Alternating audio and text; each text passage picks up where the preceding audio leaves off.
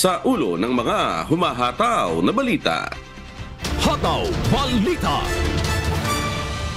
Pangulong Ferdinand Bongbong Marcos Jr. nagsalita sa agresibong aksyon ng China laban sa mga sasakyang pandagat ng Pilipinas sa West Philippine Sea noong linggo. Hataw Balita. Barko ng atin ito koalisyon hinabol ng China Coast Guard sa West Philippine Sea kahapon. Alamin ang mga detalye live. Hataw Balita.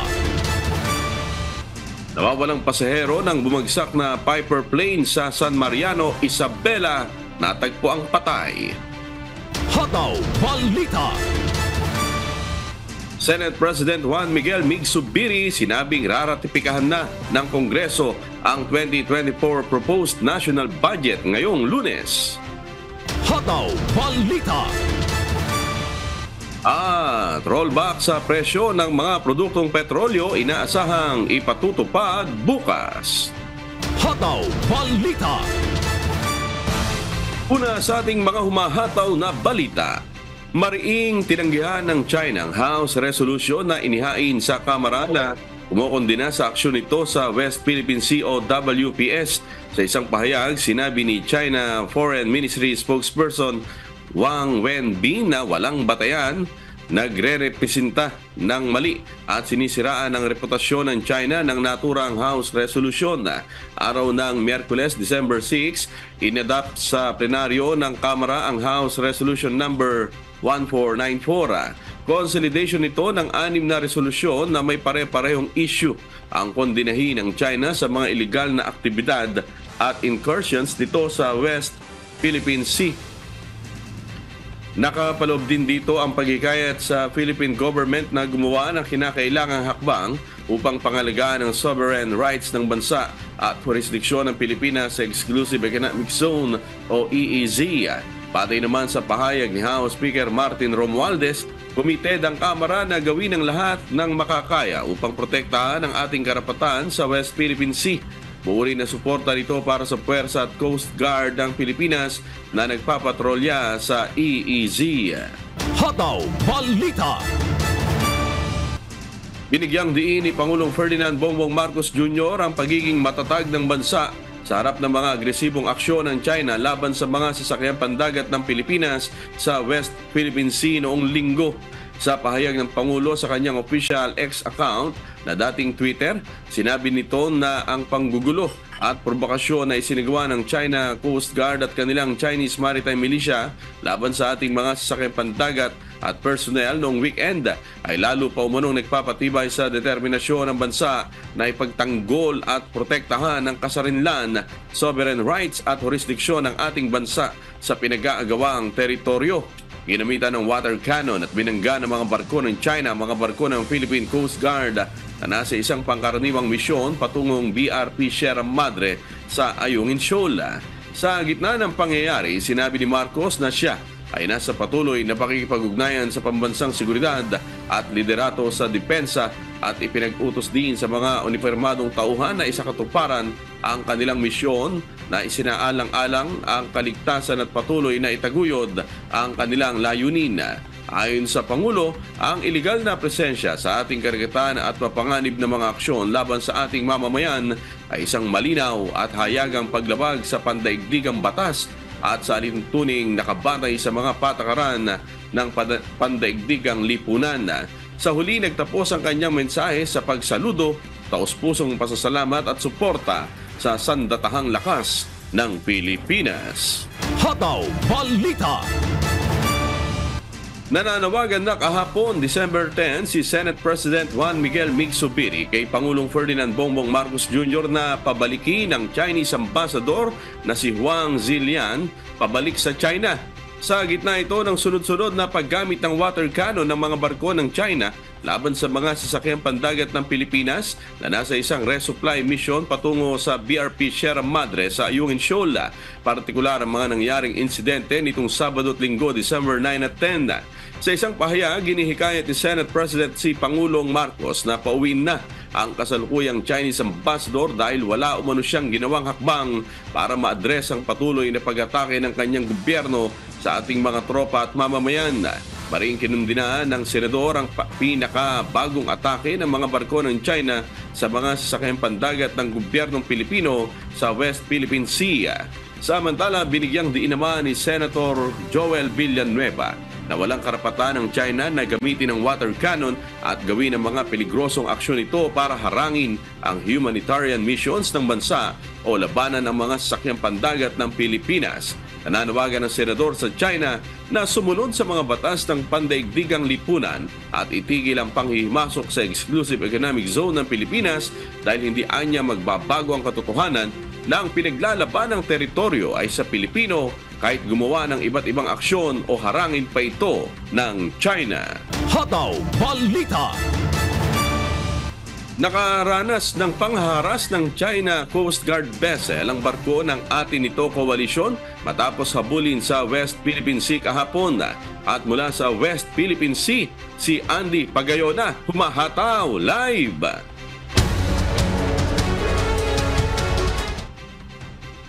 Andy, kumusta ang naging pagbiyahe nyo sa West Philippine Sea at paano kayo hinabol ng barkong China, Andy? Amigo, magandang umaga. Pasado alas 4 ng hapon kahapon, December 10, malapit na sana kami sa Sabina Shoal sa West Philippine Sea. Nang mangyari ang habulan sa pagitan ng MV Felix Kapitan ng atin ito koalisyon at ng barko ng China Coast Guard.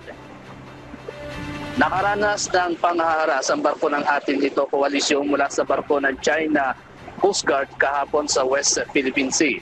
Una nang nakita sa lugar ang presensya ng barko ng gray ship ng China o Navy na umiikot sa nasabing karagatan. Pagkatapos ito, napakita naman ang barko ng China Coast Guard at inagulang barko ng atin ito koalisyon.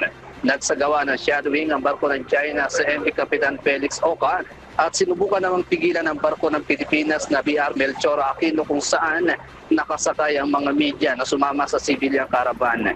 Sa naging pahayag ng atin ito koalisyon, minabuting bumalik na lamang nila sa bayan ng El Nido dahil sa panganib na ginagawa ng barko ng China. Marami kasing sakay ng MV Kapitan Felix Oca na mga volunteer na sumama para mamigay ng regalo sa mga frontliners at mamangisda sa Lawak Island, Pag-asa at Ayungin Shoal.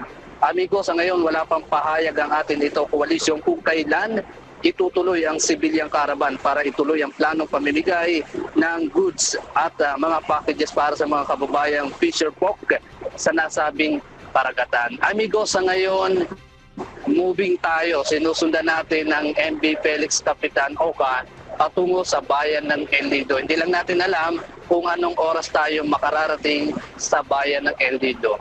Amigo?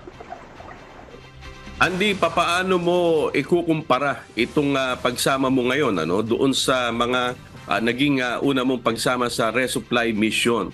Yung panganib, yung experience nyo ngayon kumpara doon sa dalawang naunang pagsama mo sa resupply mission sa Philippine Coast Guard, Andy?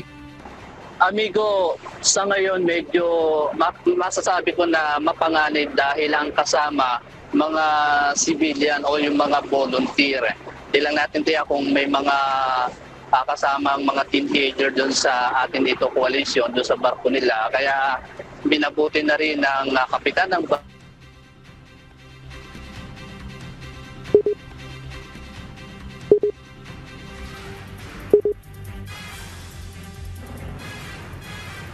Alright, sige. At nasa gitna pa kasi ng karagatan, itong sila Andy, pabalik ng...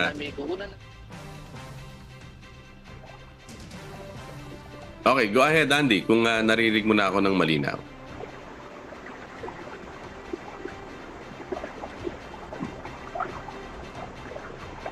Yes, amigo. Yung binabanggit mo kanina, amigo, kung ito ay mapanganib kumpara doon sa mga naunang pagsama natin sa resupply mission. Para sa akin, amigo, mapanganib ito. Itong pangyayari ngayon dahil nga yung tumbok ng China Coast Guard ay itong civilian caravan, yung sakay ng barko ng atin ito coalition. Dahil ang mga sakay doon karamihan mga volunteer na galing sa iba't ibang lugar dito nga sa Kamaynilaan. At sila kasi yung pinuntirya nitong China Coast Guard. Nasa likuran lang kasi kami, amigo, hinabol ito ng ating barko, itong Melchor Aquino, para proteksyonan itong barko ng atin ito. Alright, sige, maraming salamat Andy Pagayona na sa ngayon ay nasa gitna pa ng karagatan, pabalik ng Pantalan dyan sa El Nido, Palawan. Maraming salamat Andy Pagayona. Hataw Balita. Isinusulong ngayon sa Kamara ang isang panukalang batas para sa agarang pagsira o pagsunog sa mga nakukumpiskang iligal na droga sa bansa. Si Jerry Galicia, humahataw. Hataw Balita. Kasalukuyang isinusulong sa House of Representatives ang House Bill number 9668 o the Prompt Dangerous Drugs Destruction Act of 2023 na ipinanukalan ni Surigao del Norte 2nd District Representative Robert Ace Barbers. Batay sa naturang panukalang batas, ang mga iligal na droga na nakukumpiska ng mga otoridad ay agad nasisirain upang maiwasan drug pilferage at recycling ng illegal substance sa merkado. Sa oras na may sa batas na ito, mapipilitan ang lahat na matauhan ng batas na sirain agad ang mga nasamsam na pinagbabawal na gamot at nag-aata sa mga incineration facility gaya ng mga crematorium na magbigay ng libreng serbisyo upang masira ang mga illegal substance. Ayon kay Representative Barbers, ang kawalan ng mga pasilidad na magpapabilis ng pagsunog ng mga droga ang nagiging isang malubhang alalahanin dahil maaaring maging tukso ang mga ito sa pagnanakaw at muling paggawa ng illegal na droga kapag matagal itong naiimbak sa pangangalaga ng mga otoridad. Dagdag pa nito, kung may sasabatas ang House Bill 9668, mapipigilan ang pilferage at recycling ng illegal na droga at wala nang dahilan ang mga drug agent na tumagal pa sa kanilang kustodya ang anumang nakumpiskang illegal substance. Kailangan din aniya maging bahagi ng Corporate Social Responsibility o CSR ng mga pasilidad na nagpapatupad ng krematorium at pagsusunog, kabilang na ang mga krematorium na maging bahagi sa pagpapabuti ng buhay ng lipunan. Kung may papagamit ng libre ang mga incineration at cremation facility para sunugin agad-agad ang mga pinagbabawal na gamot, may karapatan naman ang mga nasabing pasilidad sa tax credit na 10% ng taxable gross income, ngunit hindi lalampas sa 50,000 pesos sa loob ng 2 taon. Ang PDEA o Philippine Drug Enforcement Agency naman ang magtatalaga ng mga cremation facility para sa ilalim sa drug destruction process. Sa pamamagitan pa rin ng court order ang pagsasagawa ng pagsira sa mga nakukumpiskang illegal na droga na may mahigpit na supervision ng PDEA. Ang proseso ng pagsasagawa ng pagsira o pagsunog sa pinagbabawal na gamot kailangan saksiyan ng PDEA personnel, elected official, representative mula sa National Prosecution Service, media at civil society groups. Ang Department of Natural Resources o DNR naman ang inaatasa maglabas ng mga guideline sa drug incineration at disposal. Diyos ang aming sandigan, serbisyo publiko ang aming pinahahalagahan. Jerry Galicia, humahataw. Hataw Balita.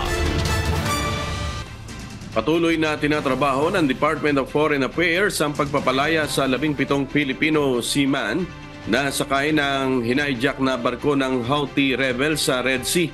Ayon kay DFA Undersecretary Eduardo De Vega, katuwang nila sa pakikipagnegosasyon ang ilang dayuhan. 12 sa mga bihag ay nagkaroon na ng kontak sa kanilang mga kaanak. Sila ay nasa maayos na kalagayan at hindi naman umano sinasaktan.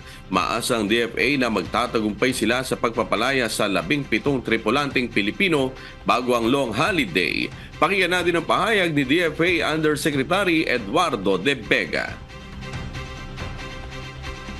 Meron tayong mga partners sa ibang bansa na tumutulong din. Japan, of course, pati Greece, galing ako doon, and other countries, of course, sa Middle East.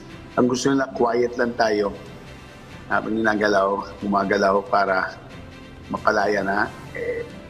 Hindi ay masabi kung kailan, pero mga kinakausap natin ay parang matitiyak nila mapapalaya din yung ating mga kababayan. Ang good news, hindi sila sinasaktan.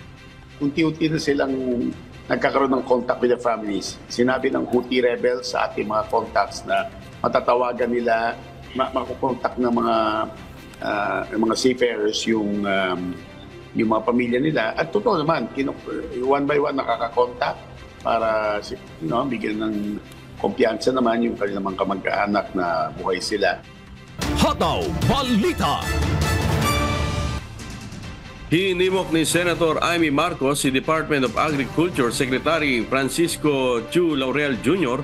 na hulihin at kasuhan ng mga agri-smuggler sa bansa na siyang nagdudulot ng pagtaas sa presyo ng mga pangunahing bilihin.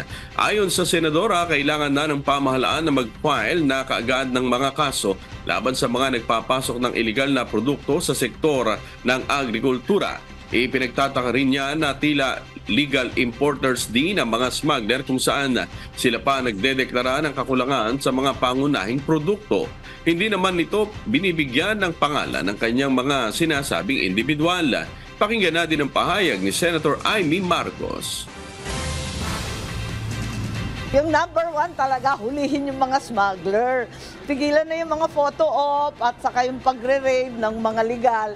Pwede ba magkaso na tayo at talagang hulihin yung smuggler ng puspusan? Kasi nakakalito na yung legal na importer, siya na rin yung smuggler, siya pa rin yung gag-i-inspeksyon at nagdedeklara na may shortage. Inanunsyo ng DA sa pamamagitan ni Senator Villar sa budget deliberations noong nakarang buwan na mayroon ng isang large-scale smuggler ng sibuyas ang naaresto ng mga otoridad. Sa kanyang pagharap sa Commission on Appointments, inihayag ni Secretary Laurel na bineberipika pa at tinitingnan na nila ang mga pangalan ng mga sangkot sa agricultural smuggling na binanggit sa kanya ni Pangulong Ferdinand Marcos Jr. Inaasahan anyang masisimulan ng kagawaran ng paghabol sa mga agri-smuggler pagpasok ng susunod na taon. Sa kanyang pag-upo sa pwesto, naniniwala si Secretary Laurel na digitalization at mahigpit na shipment inspection ang solusyon para masugpo ang korupsyon sa agriculture sector ng bansa. Umaasa naman ang mga mambabatas na sa ilalim ng pamumuno ng bagong kalihim may masasampulan ng big-time smuggler sa bansa. Pakinggan natin ang pahayag ni Department of Agriculture Secretary Francisco Chu Laurel Jr. I have a new intelligence unit who are verifying everything. So maybe by first quarter next year we'll be moving already. Transparency is key, and basically everybody has to observe the rules, especially that I am here now as a public servant. Ang bilin-bilin ng tatay ko, hindi kami pwede mapahiya. So, at hindi, yung mukha namin ay pinaka-importante. Hataw Balita. Sa iba pang balita, nagpaplano pa na magsagawa ng transport strike ang grupong Piston bago matapos ang taon.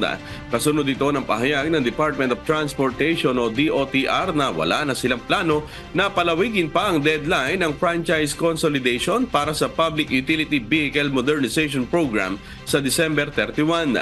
Ayon kay DOTR Secretary Jaime Bautista, hindi na babaguhin pa ang December 31 deadline upang mas maging efficient at sustainable ang sektor ng transportasyon.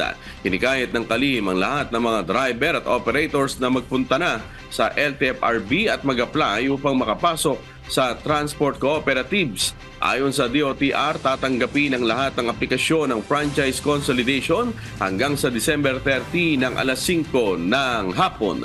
Sinabi ng National President ng grupo na si Modi Floranda, wala pang tiyak na petsa ang kanilang planong year-end strike, subalit opisyal nila itong i-anunsyo sa mga susunod na linggo o sa pagpasok ng holiday season. Nasa 100,000 na miyembro ng Piston sa buong bansa ang inaasahan nilang makikiisad dito. Bukod sa kanilang mga miyembro, maaari din anyang sumama dito ang mga driver at operator na kasama sa grupong Manibela na pinangungunahan ni Mar Balbuena. Pakinggan natin ang pahayag ni Piston National President Modi Floranda. May mga pagkilos pa tayong gagawin bago matapos itong December 31. Ang tansya natin bago matapos itong December ay magkakaroon ng isang hindi lang NCR-wide kundi isang nationwide na pagkilos. May mga ilang nagaganap na talks sa kay Mar Balbuena at tuloy hindi pa napapainal pero nagkakaroon na tayo ng line para makipag-usap nga sa kanya. Dahil ang issue naman na nabitbit na manubila, issue din natin. Bagaman sinabi na ng Department of Transportation at Land Transportation Franchising and Regulatory Board na wala namang phase-out ng tradisyon na jeep pagdating sa January sa susunod na taon, naniniwala ang grupong piston na phase-out pa rin ang pagpatutunguhan ng ginagawang consolidation ng pamahalaan. Nauna nang sinabi ng LTFRB na sa ngayon ay nasa halos 70% na ng lahat ng mga operator ng tradisyonal na jeep ang nakapag-consolidate sa buong bansa. Magamat binago nila yung ilang mga provision doon sa ilalim ng Omnibus Franchising Guideline.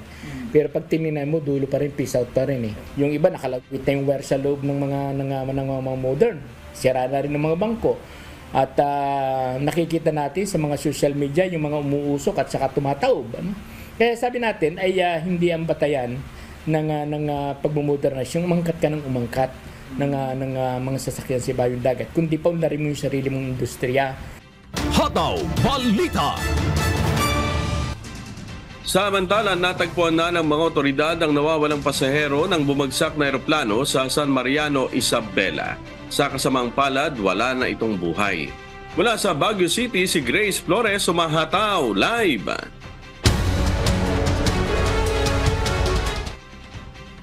Good morning, Grace. Kumusta ang naging paghahanap sa nawawalang pasahero? Nakita ba nila kaagad yung biktima, Grace? Yes, good morning, amigo. Nasa 2 oras ang paghanap sa nawawalang pasahero. At ito ay sa tulong ng K9 Tracker Dog. 7:15 a.m. sila nagsimula at nahanap ng 9:15 ng umaga nung nahulog sa isang bangin na may taas na 15 feet. Nahanap na ang katawan ng pasahero lulan ng bumagsak na Piper plane sa San Mariano, Isabela na si Irma Escalante. Pasado alas 9:15 ng umaga nitong Linggo, December 10, nang matagpuan ang wala ng buhay na katawan ni Escalante sa layong 200 metro mula sa pinagbagsakan ng eroplano. Ayon kay Attorney Constante Ronda, ang head ng Isabela Provincial Disaster Risk Reduction Management Office, nakita ng kanilang K9 rescue expert ang katawan ng babae 200 metro ang layo mula sa crash site sa Barangay Casala, San Mariano ng nasabing bayan. In less than 2 hours, nahanap nila yung nawawalang pasahero. Pero sadly, wala nang buhay yung pasahero nung mahanap nila. Nakita nila mga about 200 meters down the slope from the wreckage. Nahulog siya sa isang bangin about 15 feet high. Bumagsak siya dun sa mga batuhan sa baba, malalaking bato. Pinaniniwalaang ito si Irma Escalante, ang barangay health worker ng Palanan at nag-iisang pasahero ng pilotong si Captain Levy Abul II. Sinabi ng Incident Management Team o IMT na natunton ni Will isang scent tracking beagle mula sa AK9 Mandog Society ang pasahero ng Piper plane na may tail number RPC 1234. Matarik. Yung hindi ka pwedeng maglakad para bumaba. Kailangan umupo ka at mag-slide ka pababa. Para bang steep, magle-level off ng konti, steep, level off ng konti, steep, ganun daw. At puno ng vegetation na dikit-dikit yung mga puno. May malalaking puno, may katutubo lang, may iba-iba. Pero talagang dikit-dikit. Sinamahan ng 2 tracker dog at kanilang 6 na handler ang beagle na nagtungo sa lugar na binagsakan ng eroplano. Dinala na ang labi ng ginang sa isang lugar kung saan ibibiyahe ng Philippine Air Force helicopter patungo sa Tactical Operations Group 2 sa Cauayan City. Agad namang dinala sa bayan ng Palanan ang labi ni Escalante bago ang funeral processing batay na rin sa kahilingan ng asawa nito. Matatandaan na nauna nang nakita ang wala na ring buhay na katawan ng piloto na si Captain Levy Abul II. Yan muna ang balita. Balik sa'yo, amigo. Grace, nakarating pa ba doon sa crash site itong mga ground rescuer, Grace? Amigo, ayon kay Attorney Foronda ay hindi na nakarating itong mga ground rescuers natin. Kung matatandaan natin, after 5 days ay pumunta itong ating mga ground rescuers mula doon sa bayan ng San Mariano, Isabela. Mayroong 32 na Philippine National Police ang galing doon ng mga rescuers. Maliban doon, meron din pa tayong 44 naman na mga rescuers mula doon sa Palanan, Isabela. Pero ayon kay Attorney Foronda, itong ipinadala nilang mga rescuers ay hindi na sila nakarating doon sa crash site dahil sa sobrang layo nito. Kaya malaking tulong talaga itong Philippine Air Force sa kanilang pagpapalipad ng helicopter para makita nga itong wreckage ng bumagsak na eroplano. Amigo. Oo, at may balita na ba kung kailan naman na aalisin o kukuhanin itong Piper plane na bumagsak diyan sa bulubunduking bahagi na yan ng diyan sa lugar, Grace? Yes, amigo, ang ayon kay Attorney Foronda ay sisikapin nila din na makuha itong mga wreckage mula doon sa crash site, pero ang inuna lang talaga nila ay makuha yung labi ng pasahero kung saan nakita itong labi ng nawawalang pasahero, at inaasahan natin, amigo, ngayong araw kung magiging maganda ang panahon mula doon sa Kawayan City, Isabela, ay ililipad naman ito sa kanyang pamilya doon sa Palanan, Isabela. Amigo. Maraming salamat, Grace Flores, nag-uulat ng live mula sa Baguio City. Hataw Balita. Tumaas ngayong taon ang 70% ang net income o kita ng Philippine Amusement and Gaming Corporation o PAGCOR. Dahil dito, inumpisa na rin ang PAGCOR ang quarterly caravan sa Bulacan na magbibigay ng ginhawa sa mga may sakit at nangangailangan. Si Nestor Torres sumahataw. Hataw Balita. Mula sa 45% noong taong 2022, nadagdagan pa ng 33% sa ngayong taon ang total net income ng Philippine Amusement and Gaming Corporation o PAGCOR. Ayon kay Alejandro Tenco, ang Chairman and Chief Executive Officer ng PAGCOR, nasa 70 to 75% na ang total net gross o kita ng kumpanya. Ibig sabihin nito, sapat ang pondo ng PAGCOR para magsagawa ng mga proyekto ng gobyerno. Malaki po ang tinaas. Nung inanunsyo po sa SONA ni Pangulong Marcos, ang unang taon po sa pwesto namin ni Pangulong Marcos, tumaas po ng 45% ang naging income ng PAGCOR. Ito pong 2023, hindi po siguro bababa sa 33 to 35% ang isa pang pag-akyat muli ng kita ng PAGCOR. Nitong Biyernes, December 8, isang programa ang kanilang inumpisahan sa lalawigan ng Bulacan. Inilunsad ng kumpanya sa probinsya ang serbisyo caravan na isasagawa kada quarter ng taon sa iba't ibang bahagi ng Luzon, Visayas at Mindanao. Nakapaloob sa nasabing aktibidad ang pagbibigay ng pre-medical, dental, livelihood at iba pa, kabilang na ang libreng bisikleta na magagamit bilang barangay patrol at wheelchair sa mga hindi makalakad. Sa taong 2024 naman, isa sa magiging prioridad na target ng kumpanya ang pagtatayo ng bagong public hospital sa Malolos na itatayo sa loob ng compound ng Bulacan State University. Sisimulan na ito sa susunod na taon matapos na maaprubahan na itong gastusan ng pamahalaan. Ito po ay susubukan namin na maging quarterly event or semi-annual event ng PAGCOR. So medical, dental, may pangkabukayan, merong for security purposes sa barangay, and then of course, yung ating mga senior citizens na may karamdaman na kailangan na ng mga wheelchair, meron po tayong mga tungkod at libo-libong mga eyeglasses. Sa bakuran ng Bulacan State University, matatayo po yung ospital na yon. Kanya marami na pong mga kabataang Bulakenyo ngayon ang magiging doktora, yung pong ibababang ospital, magsisilbi na pong training hospital. Kanya dito na po yung sa Malolos matatayo. Samantala, kabilang din sa naka-line up na programa ng PAGCOR para sa susunod na taon ay ang libreng scholarship sa kolehiyo, bagong building sa paaralan, socio-civic center at e-learning center. Diyos ang aming sandigan, serbisyo publiko ang aming pinahahalagahan. Nestor Torres, Humahataw! Hataw Balita. Ipinahayag ni Senate President Juan Miguel Zubiri na nakatakda ng ratipikahan ng Kongreso ang panukalang 5.768 trillion pesos na pambansang budget ng Pilipinas para sa taong 2024 na inaprubahan na ng Senado noong November 28 sa ikatlong pagbasa. Ayon kay Senator Zubiri, magpupulong na ngayong araw ng Lunes, December 11 ang bicameral panel sa Makati City upang tapusin at aprubahan ang pambansang budget. Inaasahang magtutuos ang mga mambabatas mula sa Senado at House of Representatives sa panahon ng bicameral conference upang pagkasunduan ang mga di parehong probisyon mula sa kanilang mga bersyon. Sa oras na may ayos ito, iraratipika ang final na bersyon at ipadadala sa Malacanang para sa pagsusuri at para maaprubahan na ni Pangulong Ferdinand Marcos Jr. Hataw Balita.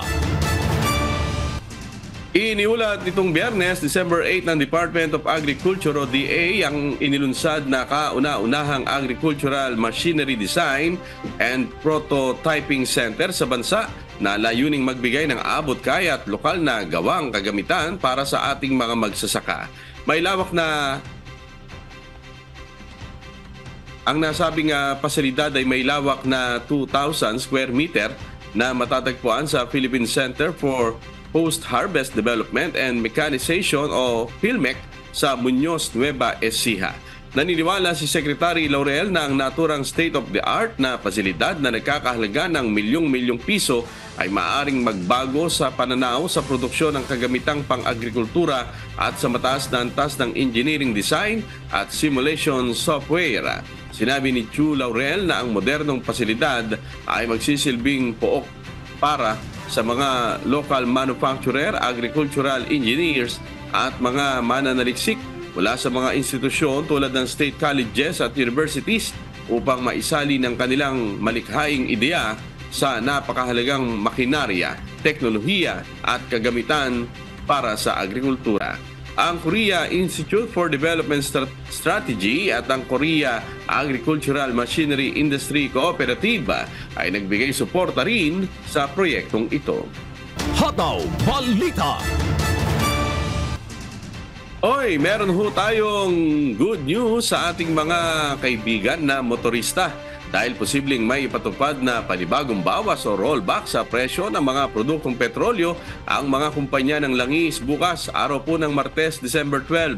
Sa inisyal na pagtaya ng mga oil company, maaaring bumaba ng piso at 80 sentimos hanggang 2 piso ang presyo ng kada litro ng diesel, habang posible namang mabawasan ng piso at 60 sentimos hanggang piso at 90 sentimos sa kada litro ang presyo ng gasolina. Sa kerosene naman po ay inaasahan na magkakaroon ng rollback na umaabot ng piso at 40 sentimos hanggang piso at 60 sentimos sa kada litro nito.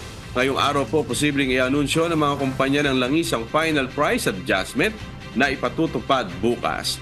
Nakikitang pangunahing dahilan sa pababang presyo ng produktong petrolyo sa world market ay ang patuloy na pagbaba sa demand ng iba't ibang bansa. Gayunpaman, may nakikita namang posibilidad na tumaas muli ang presyo ng langis sa susunod na linggo dahil sa hinihikayat ng mga bansang Saudi Arabia at Russia, ang members ng Organization of the Petroleum Exporting Countries o OPEC, na sumali sa gagawin nilang pagbawas sa supply ng langis.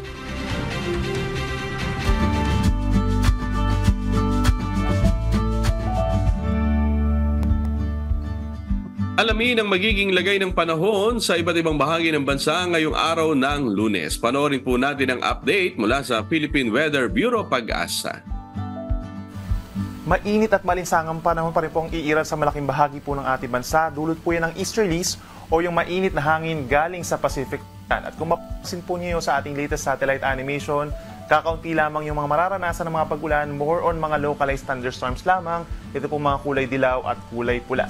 Samantala, base rin sa ating latest satellite animation, maliban na lamang dun sa kupol ng ulap, dun po sa may Central Pacific Ocean, ay wala naman tayo nakikitang any weather disturbance na papasok ng ating Philippine Area of Responsibility sa susunod na 3 araw.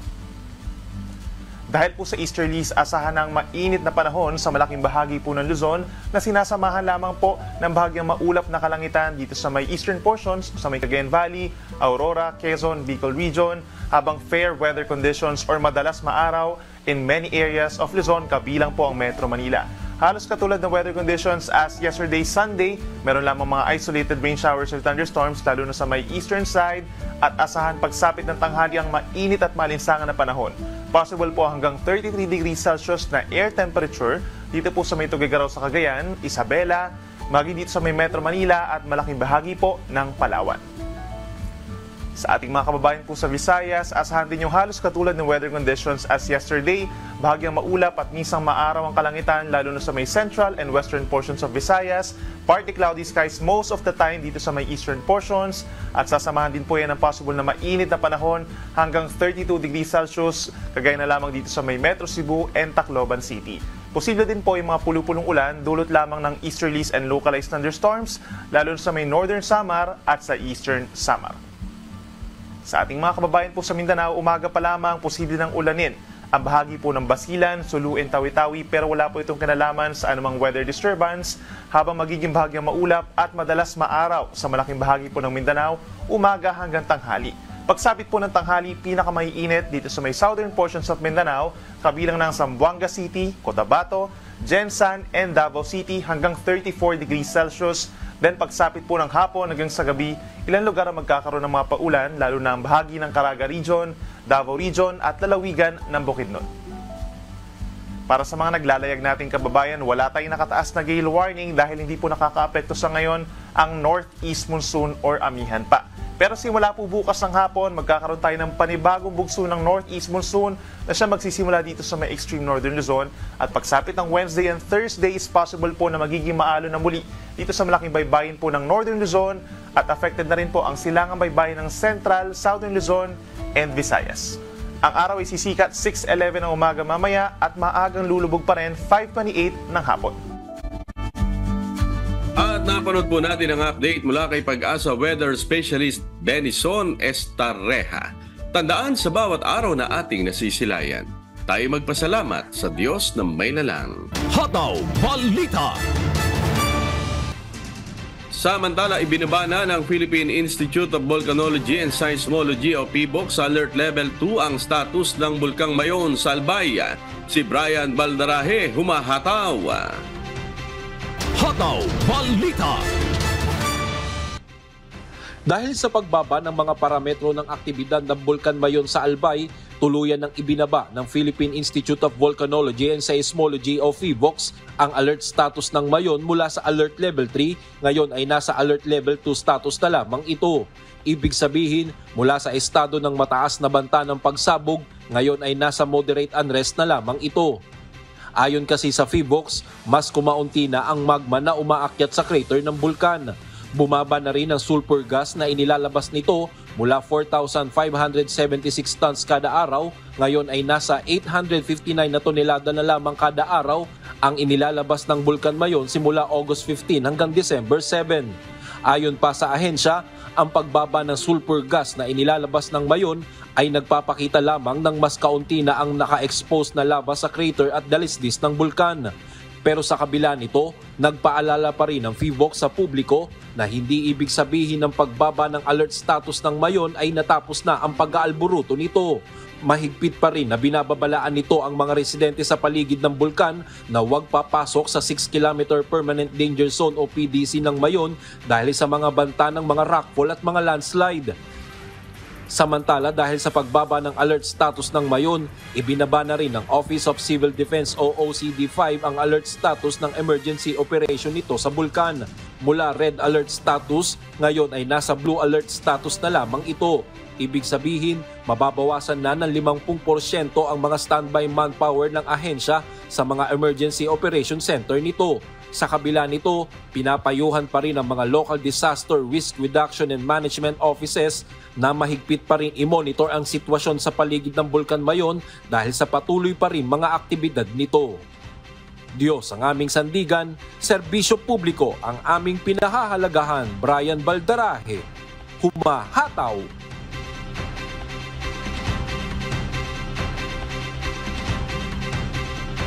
Pagkain, trivia, inaabangan, kultura at iba pang makikita.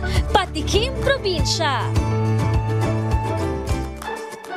Pasyalan natin ang isang tourist attraction na kinagigiliwan ngayon ng mga turista sa bayan ng Pantabangan sa Nueva Ecija. Paniguradong mag-e-enjoy ang lahat sa kakaibang adventure experience na handog ng parke. Si Danny Munar may patikim.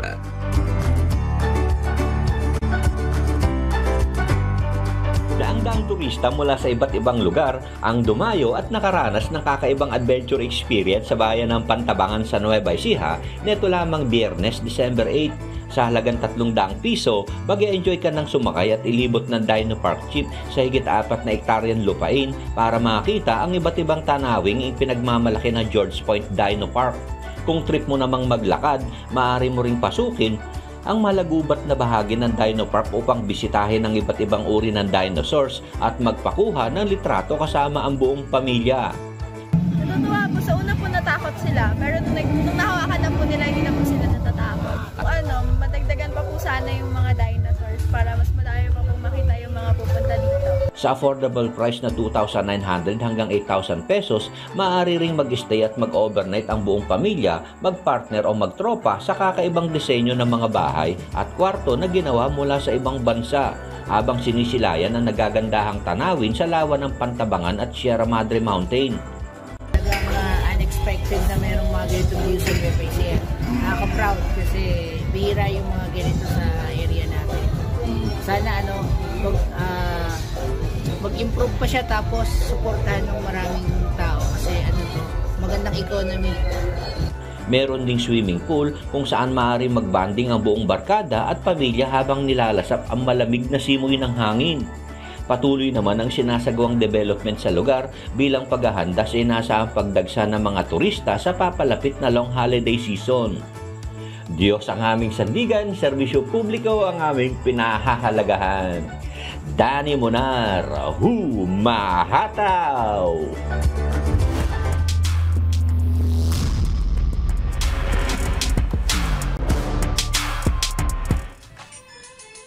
Nagbukas ng pagkakataon para makaabante sa susunod na round ng UNTV Cup Season 10 Eliminations ang tagumpay ng SSS Kabalikat sa kanilang laro kontra sa Judiciary Magis sa Novadesi Convention Center sa Quezon City kahapon.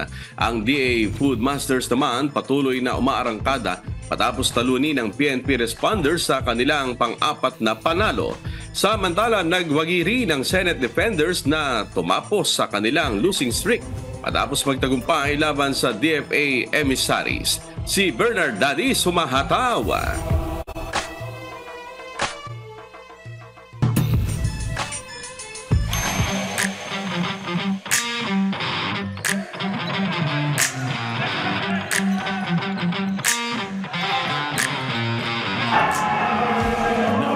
Ng pag-asa ang SSS Kabalikat na makabante pa sa susunod na round matapos magwagi laban sa two-time champion Judiciary Magis sa score na 82-72. Nagbunga extra effort sa practice ng Kabalikat team para ilista ang kanilang ikalawang panalo matapos ang tatlong pagkatalo. Mula sa ika-6 na pwesto ay umakyat sa ika-4 na pwesto ang SSS. Sumandig sa matinding depensa ang SSS at sa unselfish play na pinangunahan ni Mark Anthony Escalona na kumelekta ng 22 points, 4 rebounds at 11 assist. Nagambag naman si Glenn Bocolo ng 15 points, 9 boards at 2 dimes kaya tinanghal na best player of the game. Ininda ng husto ng Judiciary ang kawalan ng ilan nilang player dahil sa injury. Hindi rin makapaglaro ng 100% condition ang kanilang main gunner na si Chester Tolomia dahil sa injury. Kailangan pang maipanalo ng SSS ang last game nila sa eliminations laban sa NHA Home Masters sa Huwebes, December 14 para makapasok sa next round.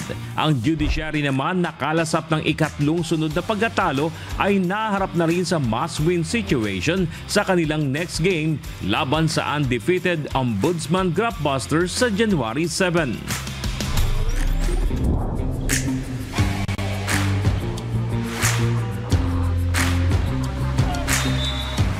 Umani naman ng ika-4 na panalo ang DA Food Masters at pinakain ng ikalawang pagkatalo ang PNP Responders sa kanilang bakbakan. Kapwa lumamang ng 10 points ang DA sa first quarter, 21-11 at second quarter, 42-32. Nakahabol na ang PNP sa third quarter, 57-all. Subalit kinapos ang Responders sa last quarter hanggang sa tumunog ang Busters sa final score na 76-70. Ayon sa Food Masters, pinagandaan nila ng gusto sa ensayo ang endurance para masabayan ang PNP. Binuhat ang DA ni Eljan de Guzman na kumamada ng 15 points, 7 rebounds at tig-2 assist at steals. At ni Maron Calao na may 10 points, may tig-2 boards at dimes.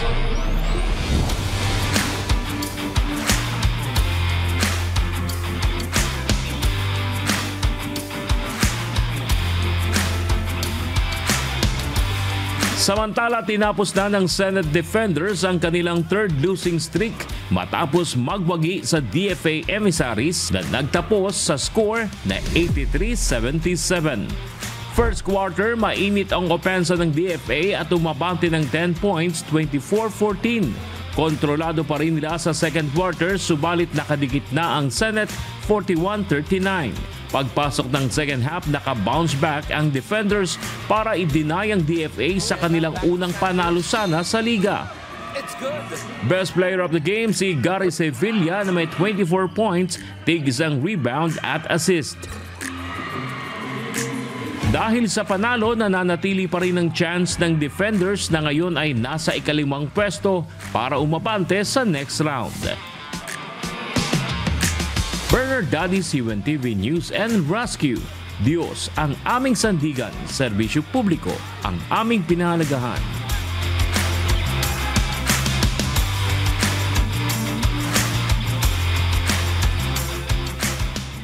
Hataw Balita. Okay, ang bilis ng ating pong oras. Salamat po sa lahat ng tumutok po sa atin ngayon sa ating social media accounts sa Radyo Libertad 1350 at sa UNTV 37. At salamat din po sa ating mga suki, gaya po ni Almira Beroya at ng aking tita Nene La Pastora. Day 6 na po tayo sa nagpapatuloy na mass indoctrination po ng MCGI. Mamayang alas 7 pong muli ng gabi Philippine Standard Time sa official MCGI social media accounts. Kabilang po ang MCGI channel, ang official YouTube channel ng Members Church of God International. Patuloy rin po namin kayong inaanyayahan na makiisa sa Global Prayer for Humanity tuwing Lunes hanggang Biyernes alas 9:30 ng gabi. Ito po yung nakastream ng live sa lahat ng MCGI social media accounts. Ang Global Prayer for Humanity ay bukas po sa lahat, anuman ang inyong relihiyon o lahi. Mga kasangbahay, kung meron po kayong balitang hindi ninyo napanood o kaya ay may nais kayong muling panoorin sa Hataw Balita Pilipinas, bisitahin lamang po ang aming mga official social media account. I-like at i-follow ang UNTV News and Rescue Facebook account at i-click ang subscribe button sa UNTV News and Rescue YouTube channel. Mapapanood nyo rin po rito ang iba pang news programs ng UNTV, pati na ang iba pang videos na nag-iisang public service channel. Kaya, subscribe, like, and share. At sa aming ibabahaging mga salita ng Diyos na ating sandigan, mula sa Kawikaan, Kapitulo 30, Talatang 5. Bawat salita ng Diyos ay subok. Siya'y kalasag sa kanila na nanganganlong sa Kanya.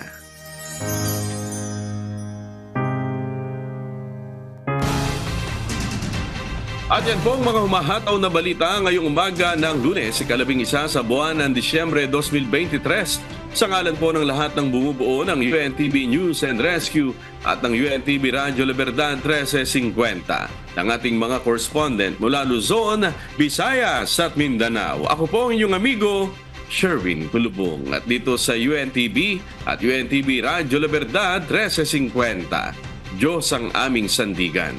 Serbisyo publiko ang aming pinahahalagahan. Susunod na po ang Good Morning Kuya. Salamat po sa Diyos at magandang umaga.